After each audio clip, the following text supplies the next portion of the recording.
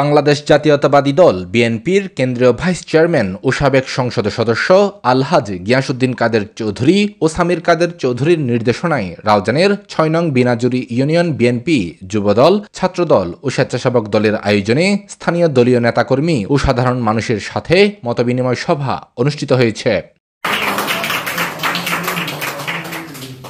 ১৩ September শুক্রবার বিকেলে পশ্চিম লেলাঙ্গারা সরকারি প্রাথমিক বিদ্যালয় হলরুমে সভায় সভাপতিত্ব করেন সাবেক ইউপি সদস্য নুরুল আমিন চৌধুরী প্রকাশ গণ্য মেম্বার। প্রধান অতিথি ছিলেন উত্তর জেলা স্বেচ্ছাসেবক দলের সিনিয়র যুগ্ম আহ্বায়ক নুরুল ইসলাম বাবুল।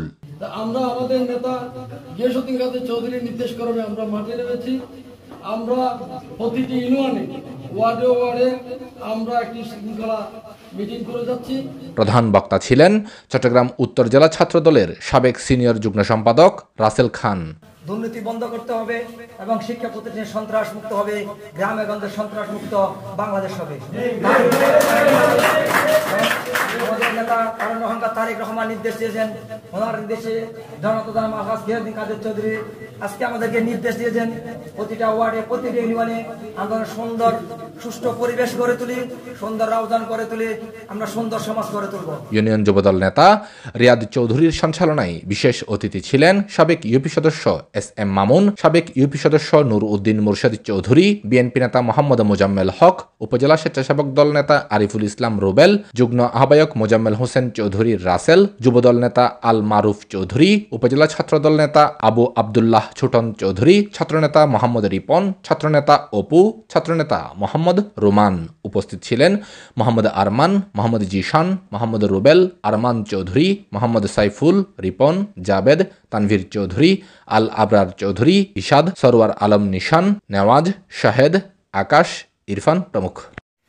গতকাল বাংলাদেশ থেকে আপনার ভারতে প্রবেশ করার সময় ওনাকে গ্রেফতার করা হলো।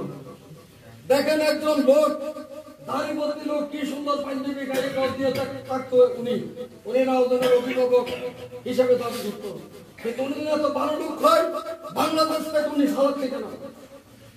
আমি যদি সৎ হই, আমি যদি সৎ ব্যক্তি হই, আমি বাংলাদেশ থেকে কেন পালাবো? 17 বছর আমাদেরকে যেভাবে নির্যাতনের নিপীড়নের ভিতর দিয়ে আমরা তো দেশ ছেড়ে যাই নাই। দীর্ঘ 17 বছর পর নতুন দেশ স্বাধীন হয়েছে। এই স্বাধীন 17 বছর লড়াই করতে গিয়ে বাংলাদেশ জাতীয় দল, স্বেচ্ছাসেবক দল, যুবদল, বিএনপির 40,000 নেতাকর্মীকে হত্যা করেছে, পাশাপাশি জামাত ইসলামী নেতৃবৃন্দকে হত্যা করেছে। তার সাথে সাথে সরকার পতনের আগ মুহূর্তে এসে ছাত্ররা যে বৈষম্যদের ছাত্র আন্দোলনে নেমে পড়েছেন, তাদেরও 1500 মতো মেধাবী ছাত্রকে হত্যা করেছে। আজকের এই ঘরোয়া পরিবেশ থেকে আমরা তীব্র নিন্দা প্রতিবাদ জানাচ্ছি। আমরা চাই যারা শহীদ হয়েছে তারা কেন শহীদ হয়েছে, তারা শহীদের তাদের বাসা ছিল। এই দেশ স্বাধীন হবে, এই দেশে সবাই বুক ফুলে কথা বলবে, মন ভরে চলাফেরা করবে। আমার চলাফেরা আমি করবো, কোনো সন্ত্রাসী নয়, কোনো ছাদাবাজি নয়। আমরা দেশের সকল মানুষকে নিয়ে আমরা ঐক্যবদ্ধ হব, সুন্দর আয়োজন করে তুলে আমরা সুন্দর সমাজ গড়ে তুলব। আমরা সন্ত্রাসীদের পক্ষে নয়, আমরা জনগণের পক্ষে থাকবো। আমরা কোনো এলাকায় নেতা হব না, আমরা এলাকার সন্তান হব। এলাকার লোকদের যেন আমাদেরকে নেতা না বলে আমাদের বলে আমাদের এই এলাকারই সন্তান।